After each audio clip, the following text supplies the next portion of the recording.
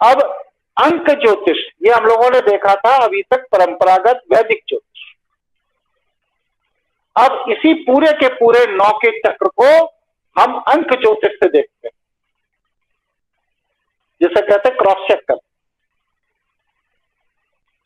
तो अंक ज्योतिष जब हम देखते हैं तो अंक ज्योतिष में भी आत्मा की ऊर्जा शून्य ही है। आत्म स्वरूप आत्मा शून्य से, और जन्म का कारक ग्रह सूर्य है। इसीलिए अंक ज्योतिष में सूर्य को जन्म का कारक माना गया, और ये माना गया है सृष्टि में जो कुछ इस पृथ्वी पर जन्म जितनी भी चीजें ले रही हैं वो सब सूर्य की ऊर्जा से। फिर इसके बाद विकास का दायित्व तो वहां भी चंद्रमा के ही पास, ज्ञान का दायित्व बृहस्पति के पास है, धर्म का दायित्व तो वहां भी राहु के पास, अभिव्यक्ति का दायित्व तो वहां भी बुध के ही पास है, शुक्र के पास सुख का दायित्व है, केतु अध्यात्म का प्रतिनिधित्व करता है, शनि दंड का नहीं वैराग्य का प्रतिनिधित्व करता है, और 9वां अंक मंगल, कहते ना मंगल हो, तुम्हारा मंगल हो, कल्याण हो, वह मंगल संसार और ज्ञान के द्वंद्व में से सत्य को प्रकट करता है अंक ज्योतिष में। जब संसार और ज्ञान का द्वंद्व होता है और अगर संसार जीत गया संस्कारों के प्रभाव में तो व्यक्ति का पुनर्जन्म होता है, और उस द्वंद्व में यदि ज्ञान जीत गया तो व्यक्ति को मोक्ष प्राप्त हो। चीजें सब वही हैं, क्रम ऊपर नीचे है, थोड़ा आगे पीछे है, लेकिन ग्रह और उनकी ऊर्जा और उनका प्रतिनिधित्व का क्रम एक ही है।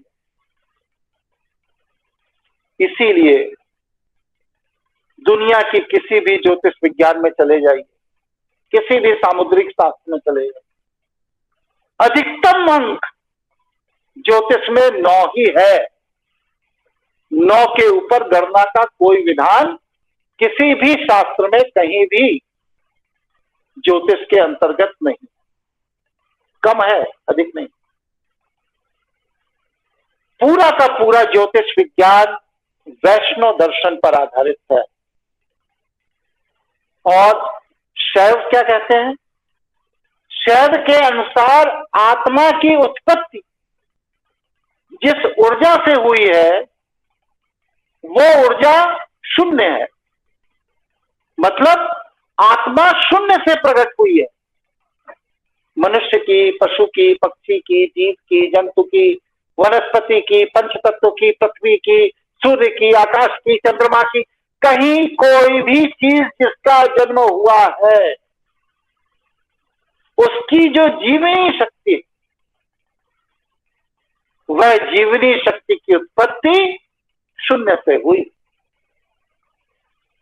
और प्रकृति की उत्पत्ति क्योंकि शून्य से हुई है और हमारे अंदर की आत्मा भी शून्य ही है, वो उसकी उत्पत्ति भी शून्य से हुई है। इसलिए तंत्र विज्ञान ये कहता है, यहीं पर ओरिएंटल और वर्टिकल एनर्जी का गेम आ गया कि उधर्वगामी बेलनाकार ऊर्जा मतलब शिव ये कहते हैं कि जब तुम शून्य से पैदा हुए और यह संपूर्ण सृष्टि भी शून्य से पैदा हुई तो 2 शून्य को आपस में मिला देना ही योग है। इसके लिए किसी अंक की जरूरत ही कहां है। ये जो 1 2 3 4 5 6 7 8 9 है, इसकी जरूरत है कहां? जब जीव शून्य से पैदा हुआ और प्रकृति शून्य से पैदा हुई, दोनों की उत्पत्ति का स्रोत एक ही है। तो जीव को प्रकृति से सामंजस्य स्थापित कर लेना चाहिए। और जीव जो शून्य से निकला और प्रकृति जो शून्य से निकली, इन दोनों का जो सामंजस्य है, यह जोड़ ही योग है। और यह योग हो गया फलित, तो फिर प्रकृति जो चाहेगी वो जीव करेगा और जीव जो चाहेगा वो प्रकृति करेगी, दोनों एक दूसरे का अंश। तो फिर बीच के ये भाग दौड़ की गणित की जरूरत क्या है वैष्णव?